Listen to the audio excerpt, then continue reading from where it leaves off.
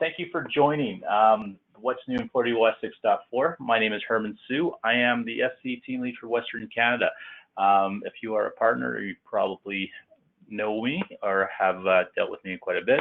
With me on the line, I also have a few of our talented SCs from each region. I have Marcos from the Manitoba region, I have Rafi from the Alberta region, and I have Timmy from the BC region. So these guys will be helping me with the chat window or the question window.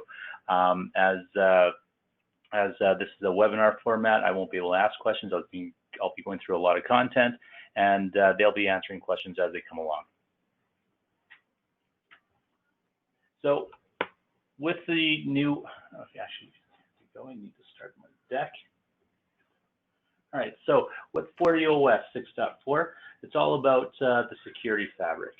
And with the security fabric, these are the main pillars of, or the foundation of what makes our Fortinet security fabric awesome, or FortiOS. It's mainly broken out into the three main pillars or sections of zero trust network access, security-driven networking, and dynamic cloud security. Now, all of this is being driven through our FortiGuard threat intelligence, right? And of course, you know, through our security fabric, our framework of tying everything together and managing all these cool things. Of course, you understand, if you're a partner or if you've been dealing with Fortinet for a while, you know that we offer a wide variety of flavors and ranges for the appliance, VM machines, cloud flavors, and also as a service, security as a service flavors, right? So we'll be touching upon all these different types of form factors and security segments. So the first thing we want to cover off is platform support. With every major release, with every major release, we also come out with new requirements and what each major level of OS supports. So as you can see from the chart here, all the devices that you see that are grayed out, these are devices that have been end of sale. So as you can see, it's all the D series generation have been end of sale, so you can't get those anymore. But I mean, the current generation is the E and the F series generation. And if you are using an E and an F generation, you will likely be supported on FortiOS 6.4. So if you are not on a platform that's supported and you see some cool new stuff here today, well, all the more motivation for you to reach out to your channel partner or your account team and say, hey, I need the latest and greatest because the latest major release has some really cool stuff that I want to upgrade to, right? So as you can see, 6.4, 6.2, and 6.0 have their various different platform support. So with the new platform support, we also have some max value updates, right? So our FortiAP and our FortiSwitch probably our next most popular selling portfolio. As you guys are probably aware, we can integrate and control and manage our switch and AP portfolios from the FortiGate. We now have a bump in support and capacity or max value. So as you can see, if you're on a 200 series, we now essentially can manage double the amount of switches, and on the APs, starting at the 40F, we can manage more APs in that capacity. So some good news there because I mean, with our newer platforms, especially on the S series, we have more horsepower to be able to deliver these changes. And of course, these changes are delivered on the latest and greatest OS 6.4. So aside from the platform updates, we also have new services and licenses updates. So these are the three new services that we now offer as well.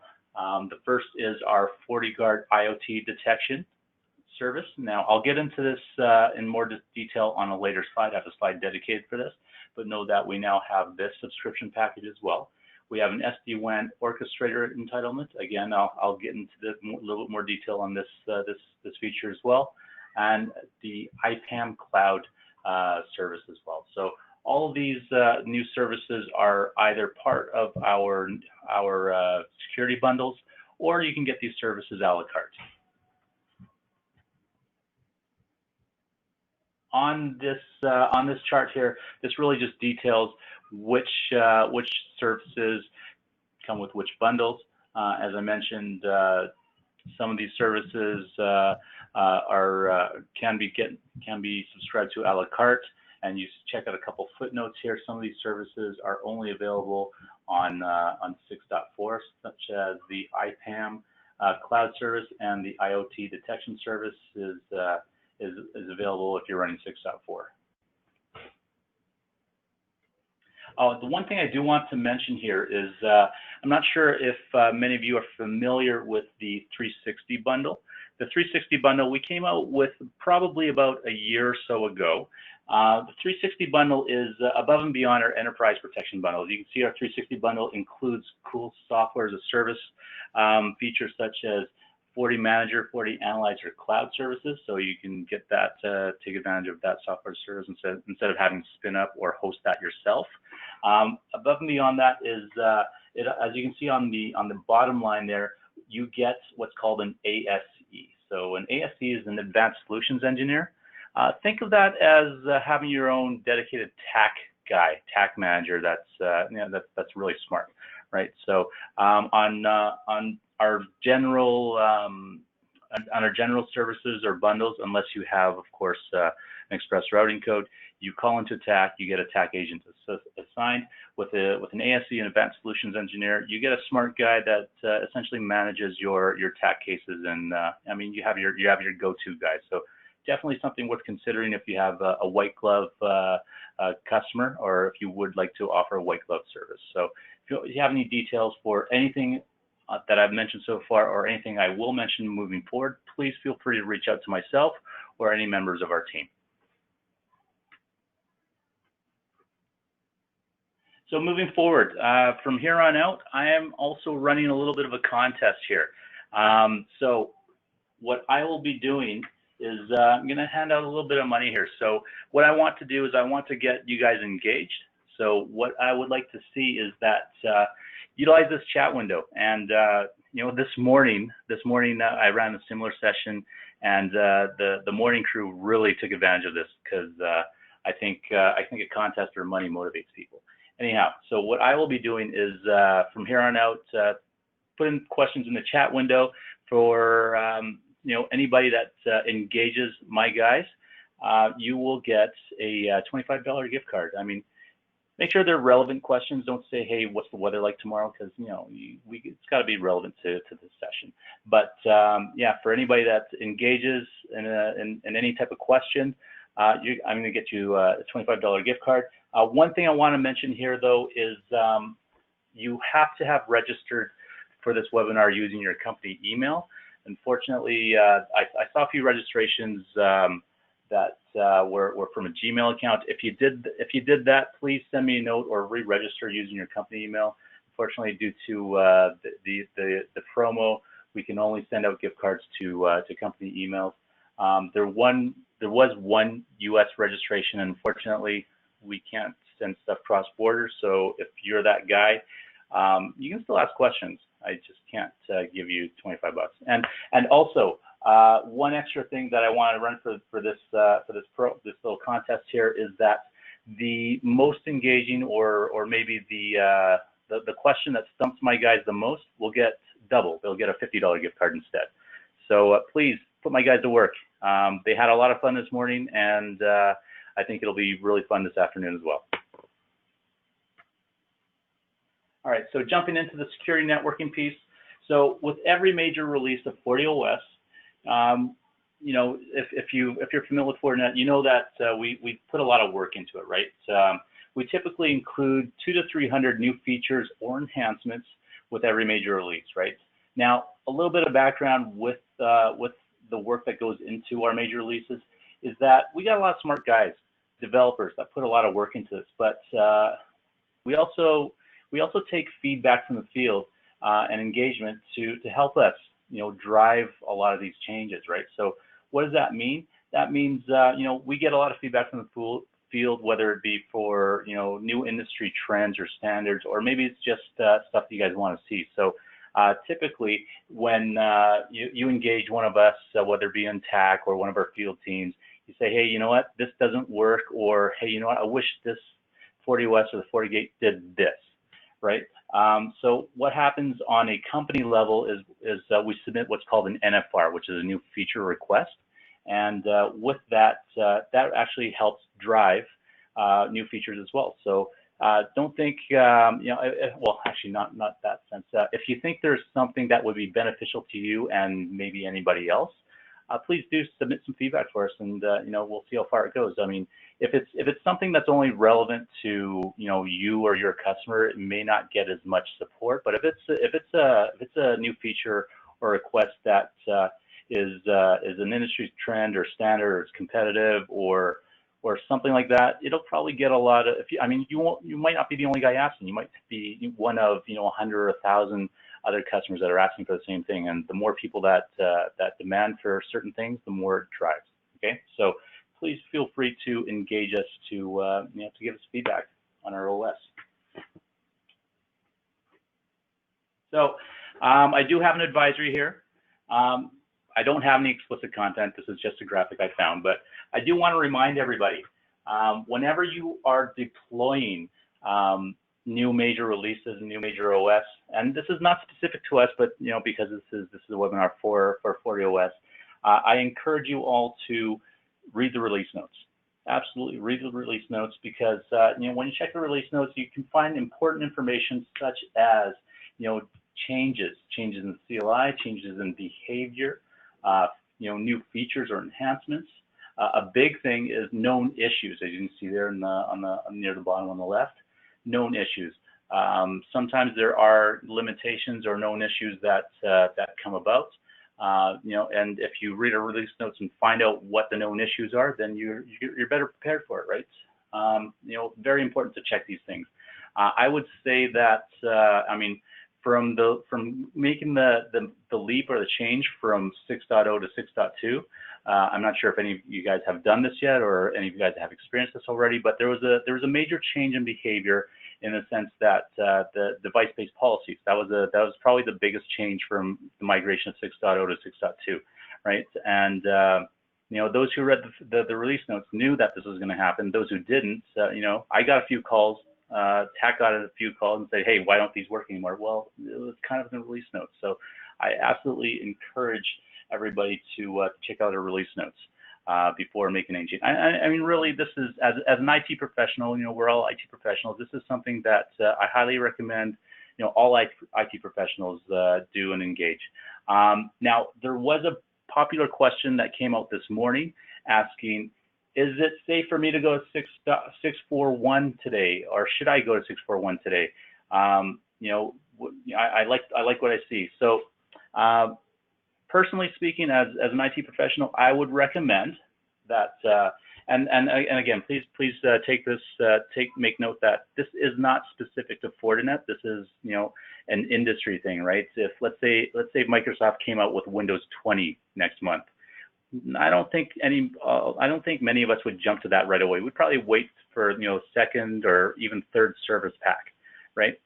No different for us, right? So I would say try it out maybe in a lab environment. If you don't have a lab environment, ask one of us. We're more than happy to cut you 30-day licenses just to spin up in a VM environment just to see what it's like, and see for yourself.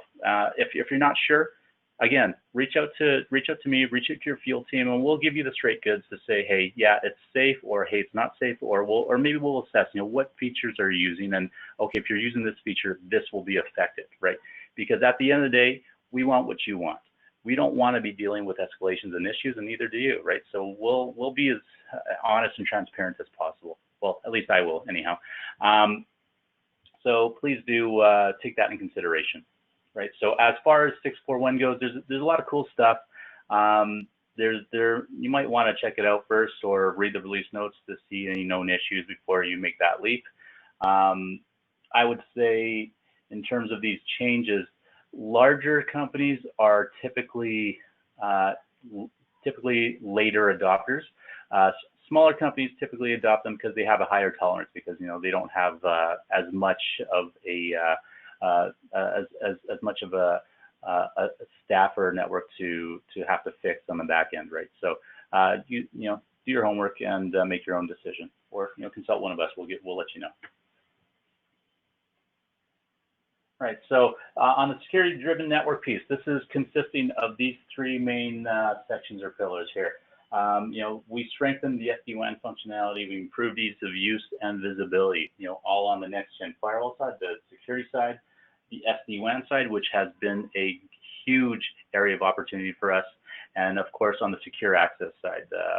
For those of you who may or may not know, the secure access side, our switches and wireless side, it has been probably our second highest selling portfolio. So if you guys are curious about that, or if you guys don't have much experience with that, let us know. We can definitely help you with that. So let's take a look at what has changed. So first off, queuing of logs in local storage. So a little bit of a history lesson here. On the D-series generation of models, that was probably the generation where all FortiGates still had internal hard drives and storage. As soon as we moved to the E-series generation of FortiGates, they no longer had onboard storage. They had optional onboard storage, right? So, and more popularly, most customers didn't really get the onboard storage. Some did. Some saw the benefit. But when it came to logging, we didn't queue up the logs if you did have onboard storage. But starting back on 6.4, we queue up the logs. So if your FortiGate is not able to reach whether it's FortiCloud or FortiAnalyzer, logs will be queued until the buffer's full, and then once it reconnects, it will send all those logs. So you have greater visibility whether or not your firewall is able to maintain connectivity.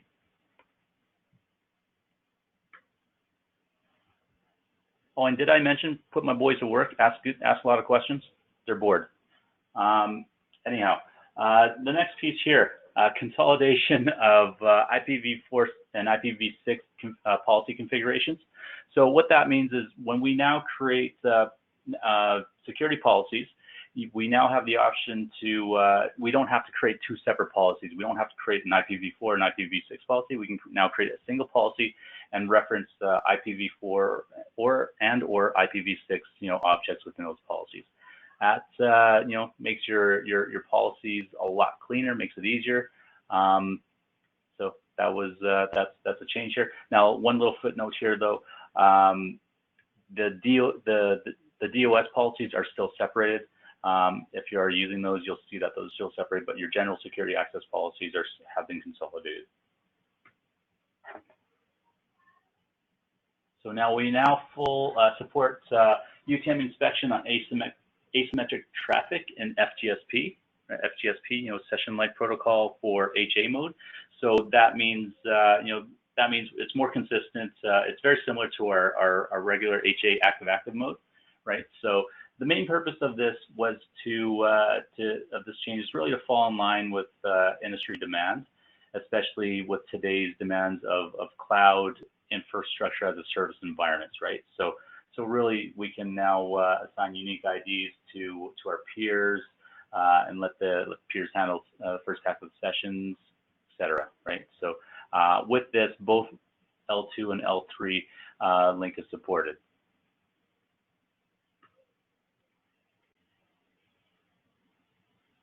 So a change here in terms of the AV security profile is that we now have removed the normal AV database. So what does that mean? That means on our prior to 6.4, we had different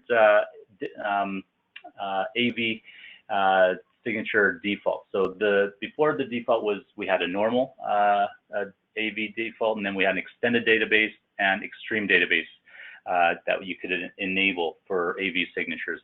That just meant our normal AV database is basically the more common AV signatures, right? The extended database and extreme extended databases was essentially older signature packages that you could enable optionally.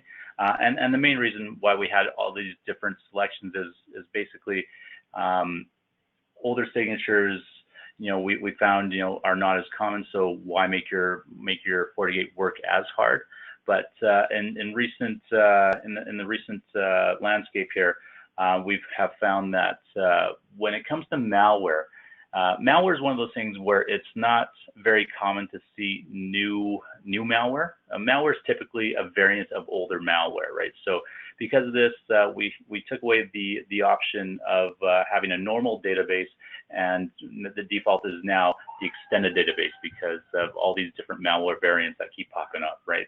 And sometimes these variants are of older origin signatures, right? So this is now the default for better protection, right? Next thing that is new and cool is that we can force HA failover, right? So, up until now, how would you test HA? Well, let's go in and then plug the cord and see if it works, right? Well, we now have a CLI command for you to do this instead, right? So this probably greatly helps a lot of you who are servicing remote sites. You don't have to call guys like, hey, can you unplug the blue cable? Well, I mean, which blue cable, right? Well, we can just remote in and go on the command line and force it to flip to test HA.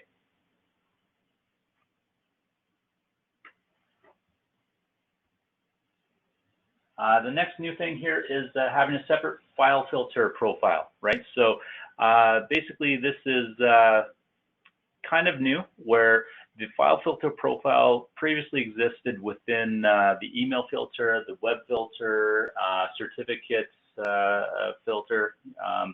So basically we took all those file filter options out of each one of those profiles, and then we created a brand new profile called the file filter profile, which you can enable, manage, and tweak. And this applies to all the protocols listed there, HTTP, FTP, SMTP, etc.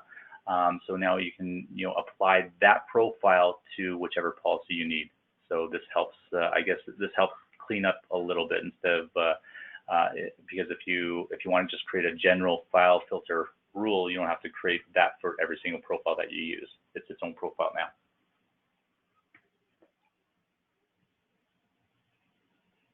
Okay, so route leaking between VRFs. So this functionality is requested from the field and basically is needed to provide a scalable solution for our customers, right? This will provide us with, provide more of an edge as there's not a whole lot of vendors that do this today that can provide same time security and advanced routing services. And these are specific to a number of different use cases, right? For example, I mean, if you have a Cisco Nexus, you need to do a multi-point BGP in order to import and export rules, right? So this is really where this came along. So now we can support the import and export between VRFs and using route targets, right? If you have any questions, we have a routing expert in the chat window that you can ask.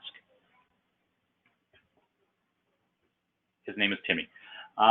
Next, what we have is we now support iBGP and eBGP in the VRFs.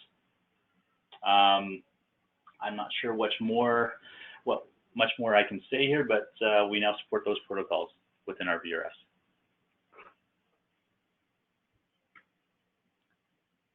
All right, and now here we have the ability to, we have more monitoring capabilities, being able to monitor quality settings, which helps us, do SD-WAN monitoring, right? So, being able to monitor, well, previously we could monitor link quality, right?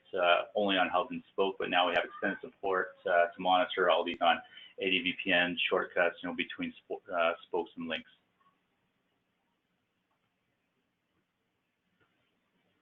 And I know this is a little bit of a feature dump, but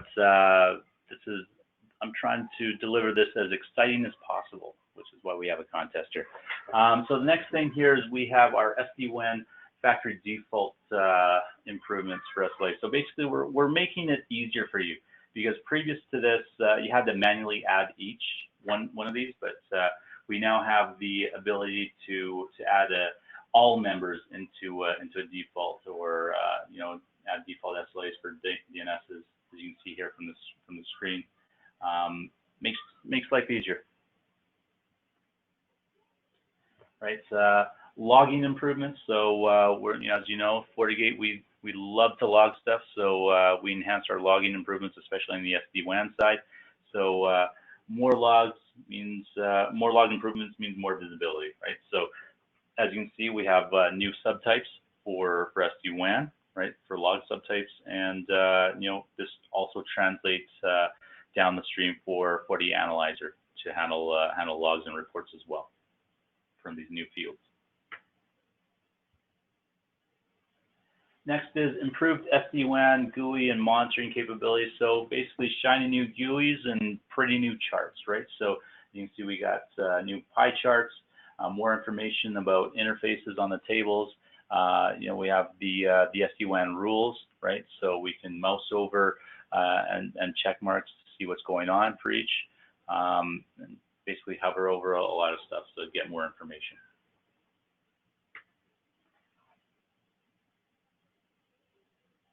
Again, better visibility, more for network admins, for SD-WAN utilization and correlation, right? So we have things like the hit counter, right, to see how active or when was last used. For your routing monitors, SLA targets can now be configured on the GUI. Just a lot of simple improvements, just so you can get more information, to see what's going on from the SD-WAN capacity.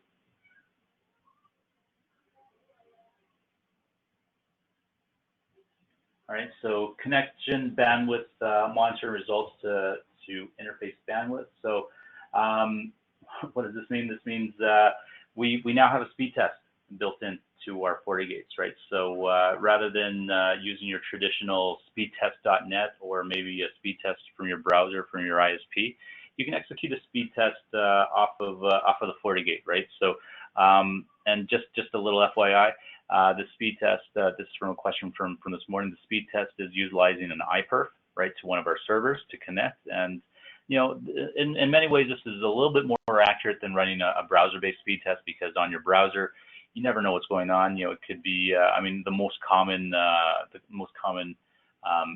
thing to influence a browser speed test is windowing, right? Windowing will greatly affect your results. Not only that, if it's a Java or Flash-based speed test, that'll suck. HTML is better, right? But still, doing a perf from the box rather than from an endpoint is going to give you a little bit more accurate results.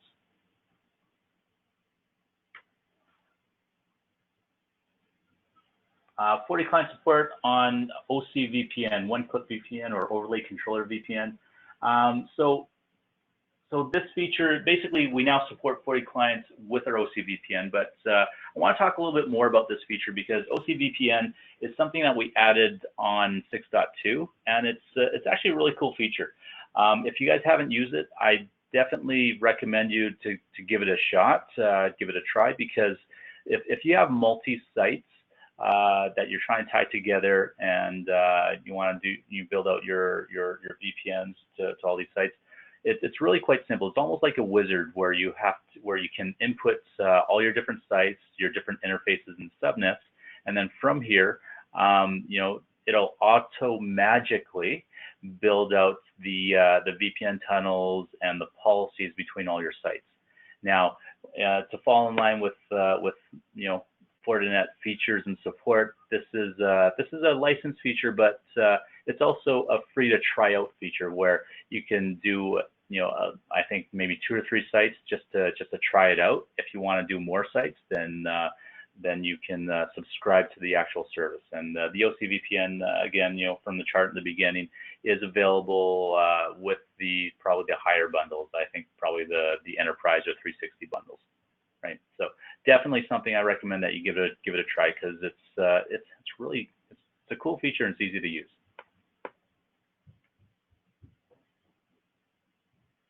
AD-VPN hole punching, right? So this is the ability to support AD-VPN with spoke devices that are behind a NAT device. So when the FortiGate's behind an ISP box, sometimes the internet box doesn't support source NAT and host and public IP address. So in cases where your ISP box can't bridge or be transparent, you run into issues, right? So we now support hole punching to help get around that.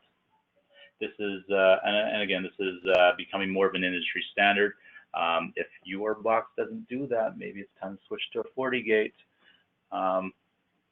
Wink, wink. All right, so the next feature here is applying DSCP tags, SLAs for health check probes, right? So this is really for you to mark your applications with DSCP tags, you know, so you can manage your for QoS settings, right? So we can now set these tags, you know, priority tags or probes for the same priority as the application.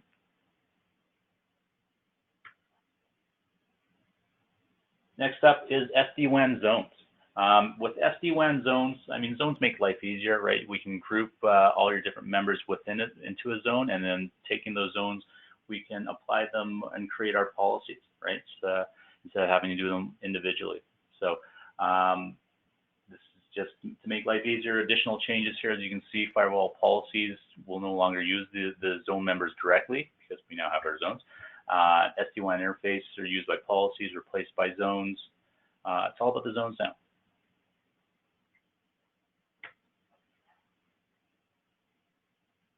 Next up is IPv6 support on wireless. Not much more to elaborate here. We love IPv6. It's supported wirelessly now, and both on bridge and tunnel mode. Cool thing here now is we now include a FortiGate spectrum analysis or analyzer as within the FortiGate GUI. This initially will be supported on E-series APs, and yeah, got to be running 6.4. But this, as you can see here, includes stuff on signal strength, interference spectrogram, duty cycles, etc. These are just I guess GUIs that we run off the FortiGates. Did we ever get that question answered from this morning? If we can run actual reports from this, I'm not sure. Not sure if it's just a GUI thing or if we can actually run a report. Put the guys to work and ask it in the chat window.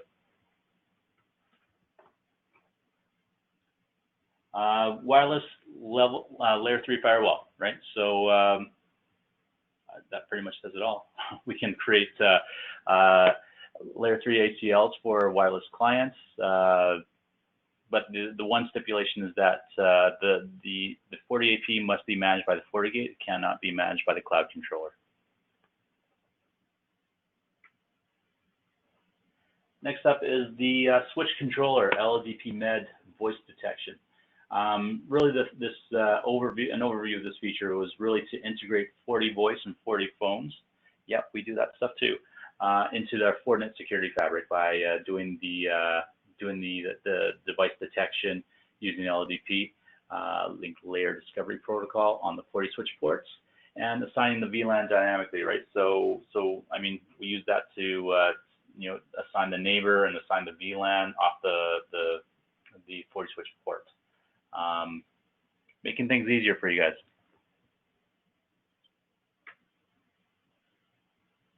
Right, so this is just really a summary slide just to show you that this is all the stuff I just talked about. And by all means, like I mentioned earlier, with every major release, we come out with about 200 or 300 new features and enhancements. I'm just pulling out one of the more popular ones and the more prevalent ones that we feel people will utilize out of the gates. If you want to know more, you know, what else has changed, check out our admin guides or our release notes, and you'll get the full meal deal of what has changed. So next piece is dynamic cloud security. So with our FortiGates, you know, we have a public cloud integration, application security integration, and data center. Now, the only change with 6.4, we didn't have a whole lot of change with 6.4. I mean, we added the support in 6.0 and 6.2, but with 6.4, the only major change here is that we now support Rackspace the Rackspace platform with the pay-as-you-go pricing scheme. So if there are any of you who are using Rackspace, you can now secure it with a FortiGate, or we can secure your customers in Rackspace with a FortiGate as well. Next up, Zero Trust Network Access, right? So NAC, right? So better NAC capabilities, whether it's the NAC endpoint capabilities, NAC in general, or identity management. So within this area, basically we have the IoT security service subscription that we mentioned earlier. So this is a new service where essentially the IoT service has helped customers reduce the attack surface by enabling Fortinet Security Fabric to automatically discover and segment their IoT devices based on FortiGuard threat intel. And from there, we can enforce the appropriate policies against them. With the service, so basically the FortiGates queries FortiGuard servers to obtain the information about this unknown device and then act accordingly based on whatever policies are defined. Right? Cool stuff, because nowadays we got a lot of IoT on our network, right? I mean, I was looking at getting an IoT fridge the other day just because I can, right? So there's a lot of stuff that's out there. Very cool stuff. And next is FortiSwitch queries to IoT service to determine device details. So FortiAP and FortiSwitch will provide the ability to target specific MAC addresses or devices and capture the traffic, right? The captured data is passed along to the FortiGate, and which then processes the data, or further processes the data. The data then is passed along to FortiGuard service for IoT identification and returns the result, right? Any questions? Submit in the chat or question window. Integrated NAC feature on FortiSwitch. So this is really more enhancements for switch controller NAC properties. So as we can see here, when device enabled, device connected to defined ports will be put onto onboarding VLAN or default VLAN, native VLAN, whatever you like to call it. So basically, ports will be changed from normal to NAC mode if the native VLAN is set to onboarding. Yeah, I think that's about it. It's just integrated NAC features on the switch. On the FortiSwitch that's being managed by the FortiGate. Right. So again, a little summary of what we talked about. We talked about IoT, NAC integration, FortiSwitch, and IoT queries. So next up is the AI piece, threat intel. On 6.4, for the AI piece, we have different feeds, intelligence for device detection. We have ATP feeds, we have SOAR capability feeds, and SIM feeds, right? Now, in the case of FortiOS 6.4, the only change or enhancement that we have added is a new device database for well-known vendors and their MAC addresses. So we've always had the device identification feature on the FortiGates, but we never really had a database per se, right? We do now. We have an official database to basically identify all our MAC addresses based on the vendor ID. It's like the first 3 OUIDs or octets, and so it helps when identifying objects to help with NAC. Right, so that's it for that piece. So moving on to the Fabric Management Center piece, so the management piece. So this piece is where we can leverage automation capabilities for all our devices within our security fabric that are connected, right? So we have our Fabric automation piece, and of course it's a single pane of glass. This is part of our strategy to say, hey, why have so many different boxes where you have to log and learn every single one of them? Have them all talk to each other, single pane of glass. And of course, our SaaS management, in the case, we do realize, not everybody's going to have everything Fortinet. So we also have connectors and APIs to help with that, bringing them into our fabric. So with that, we can distinguish devices over Fortinet single sign-on, right? So there's improved integration to better identify, figure out what the device is when people log in.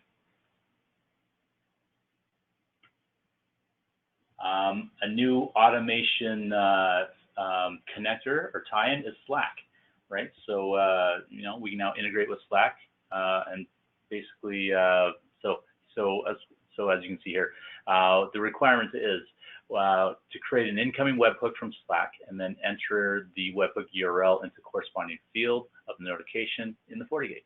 So more integration, more stuff.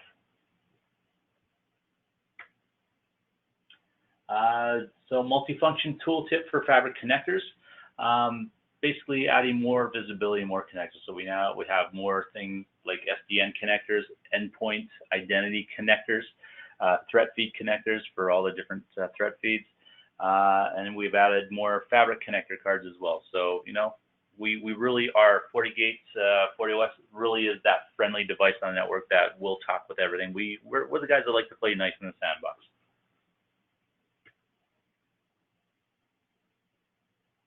Simplified Exchange connector. So this is the Exchange user connector is used to connect to Exchange, other domain service, and collect information about users. Right. So as you can see here, that's pretty much it. I mean, previously we had the IP address method. At this time, it's CLI only, but we take the domains from LDAP authentication and DNS to discover all this stuff now. Next up is the use of Fabric root FortiGates with disk to store historical user and device info. Right. So basically, your root FortiGate will store all the information of all your users and devices within your Fabric. That's pretty much it onto the local disk. So really, it's easier for the admin to visualize all the different users and devices, logging into one place instead of having to log into all your different devices downstream, right? So really just consolidating it all into one place for easier access and visibility. Consolidation of monitor and FortiView pages, as you can see. Like I mentioned earlier, we here at Fortinet or our FortiGates love to log everything. And when we log everything, we can create visibilities and views and dashes on pretty much everything, right? So no surprise here. We have, we can consolidate all our different views within our dashboard, all our different FortiViews and widgets and monitor pages and so forth.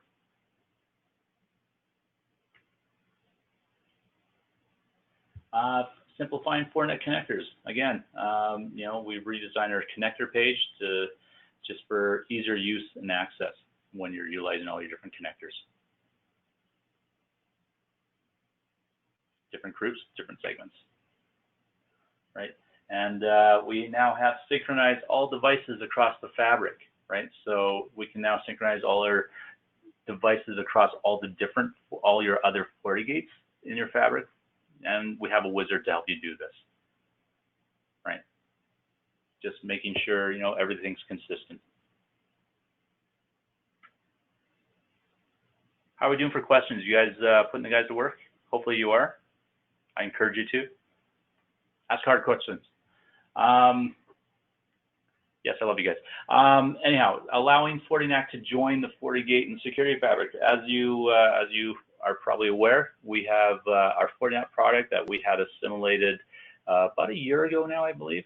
Well, we continue to assimilate that into our collective, and it is now part of the integration to the FortiGate. So there's yet another connector tie-in to a FortiGate for true single pane of glass for visibility. You can use that to log into it directly as well. The FortiIPAM service. So this is one of the new services that is available in our, I believe, 360 or Enterprise bundle. So really, it's just a cloud-based service to help you assign and manage all your different subnets to all your different FortiGates, and just make sure it doesn't overlap. Right. So cloud-based, easier to manage. Security Fabric scorecards. So we now have redesigned a few of them, 3 actually to be exact, because it says there. 3 different scorecards, so we can drill down to each one of them. As you can see here, we have optimization scorecards, fabric coverage, and security posture. Security posture is probably what you're used to, but we have some new ones to help you out, right? So it kind of falls more in line with our CTAP, right? So I mean, our security fabric our posture is very similar to running a CTAP, right? Onboard, on box. This is to help you do your job. This by no means is not a substitute for an actual assessment, but I mean, it really does help you cover off things that you may have missed, right? So definitely useful for you to help security analysts or SOC analysts to make sure everything's covered and locked down. So passive throttling based on SAS instructions. So really, not much there is to this other than we get better control on how to throttle traffic, going out to the cloud. FortiCloud title account transfer, right? So if you want to transfer between accounts, you used to have to call in, and it could be a process that took a bit, but we have now added this to make your life easier. So if you want to transfer the FortiGate to another account, I believe there's some credentials and some stuff that needs to be validated, but you can do this without having to call in and go through that process. I know you guys are excited about this. All right. And there you go. There's our summary of what we just talked about and covered. So the next little section is more specific, verticalized for OT, the OT space, and service provider, I guess. So I'm just going to skim over the next few pages because this is very specific, and I know this may not be relevant to many of you. So if you guys want to, if there's anything that I mentioned here that you want to dive deeper into, by all means, like I mentioned, please reach out to us, and we can do a more OT specific or centric session webinar to cover up all these changes here. So first off is matching multiple parameters on application control signatures, right? So we're in this case, we can have different parameters when we configure this. That's pretty much there is to it what I mentioned here. The next section here is decoder for IEC that number. It's really the SCADA protocol where services are mapped to different MMS services. Again, this is industry specific, may not affect you, but if you want to dive deeper, type it in the chat window or reach out to me and let me know. Allowing syslog override per VDOM, right? It's pretty self-explanatory. We can allow VDOMs to override, global syslog settings. And that's pretty much it, what we're covered today. Got a few more minutes here. By all means, here, I've got a few supplementary appendix slides. What I discussed today are more the common or more prevalent features that you guys will probably notice and use, but by all means, it's not everything that we change. So on these appendix slides here, this is really all the other things that have changed. I'm just going to skim through this, and so you can just take a quick glance and see if that is relevant to you. But again, like I said, check out our release notes, our admin guide to see what changes have occurred, and let us know, right? So as you can see, we changed a lot of stuff, and by all means, there's by no means covered every one of them, but there's a lot of stuff that has changed. So check it out. Right, removed a lot of stuff, consolidated stuff, and yeah, a lot of changes. So that's all I got today. I've got a few minutes left. If you guys want, I can take everybody off mute, and I can field some additional questions for the last few minutes if you like. I can go through the chat window to see if there are any other questions that haven't been answered, and I can try and answer those live here. You guys have any questions or want to put up your hand or anything like that? Hopefully there is, looks like there's some engagements. So you guys, so I can hand out some gift cards for engagement.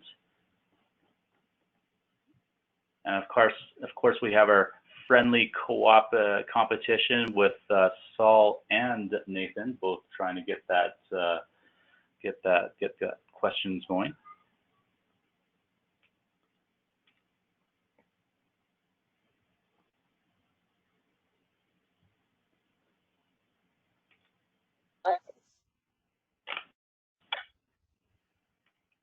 All right, so if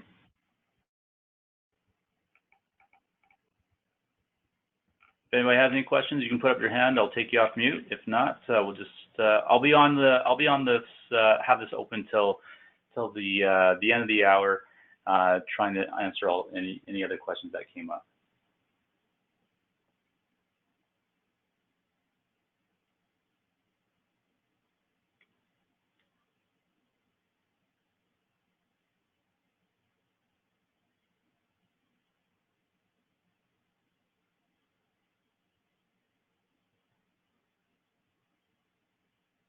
Yep, Daniel, that was seriously a new pile of stuff. Yes, for those of you who have worked on Fortinet for a while, you're probably used to this. We always we take our R&D seriously. So every new major release, and even on some patches, we add new stuff all the time.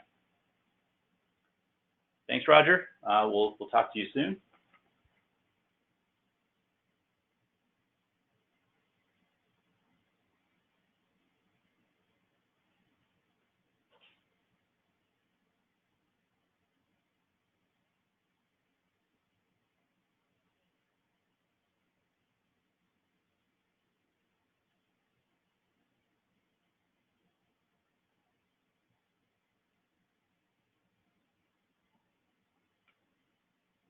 So I see a question there from Douglas. Are there any specific settings to allow SCADA communications?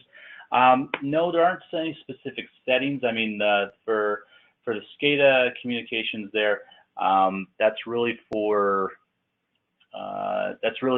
mainly the application control is where that SCADA stuff comes in, and then also with the application control, we also have our ICS signature profile as well, so our OT signature package that you can also get for SCADA environments as well.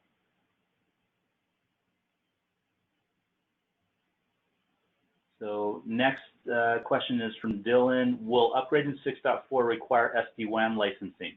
No, SD-WAN will not require any licensing. This is one of our value adds and selling points is SD-WAN has always been free, and as far as I know, will continue to be free. SD-WAN is really just a feature of the FortiGate.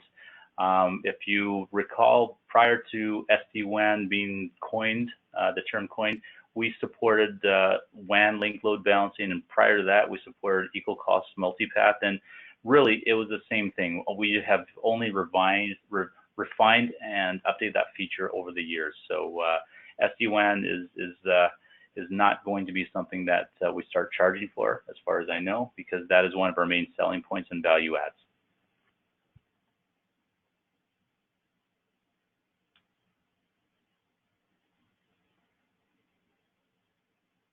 Let's see here, what other questions we got here. I'm just going through the list to see which have been answered and not.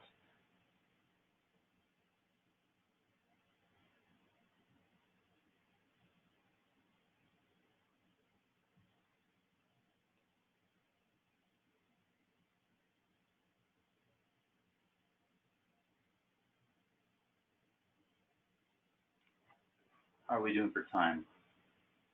Okay, so we still got about 4 minutes. I'll try to answer as much as I can while we're on the line. Hopefully not all of you have left already.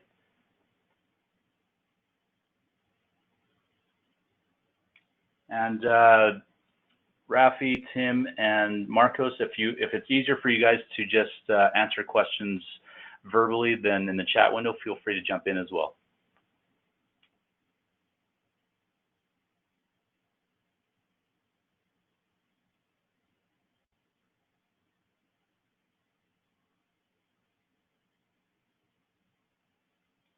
Okay, Saul, can you disable UIDs in the config dump to make it easier to move configs between devices?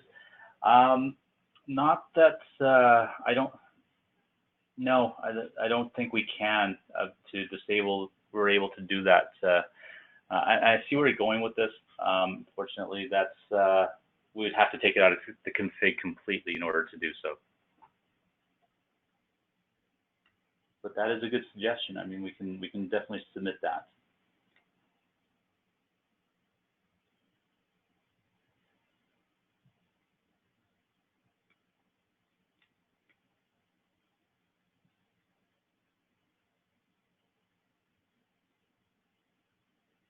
I think we got most of the questions covered here.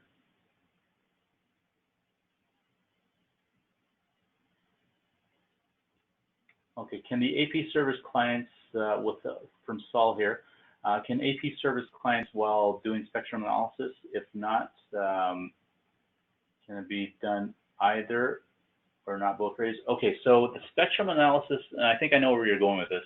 I believe it might be one of those things where we have to put the radio in monitor mode. I'll have to get back to you on this, but that is what I suspect for the spectrum analysis. I think that's what you mean, and I'll confirm. I'll get back to you on this one, but I think it might be one of those things where we have to put that radio in monitor mode in order to do that. There are some newer APs that we've come out with that actually have 3 radios, one specifically designed to do spectrum analysis. So it kind of depends on the model as well. Correct. Yeah. So if you get one of the new tri-radio APs, then yeah, we can have we can assign one radio for each band, and plus the third radio can be assigned to the monitor only mode. Yep. I think we got all the questions. Except there are a few questions that haven't been answered, but those individuals have already left the chat, so we'll just email them their answers along with gift card details. But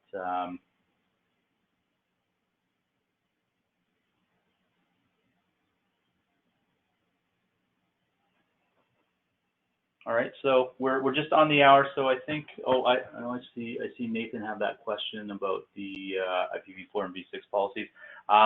We'll take that offline. We'll respond to you via email there, Nathan, John.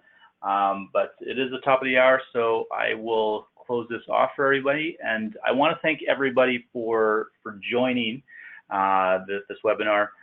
Please feel free to provide any feedback if you are compelled to do so. And look out for the next one. I'll be setting up the next one pretty soon. All right. I hope this was informative for everybody, and thanks for attending.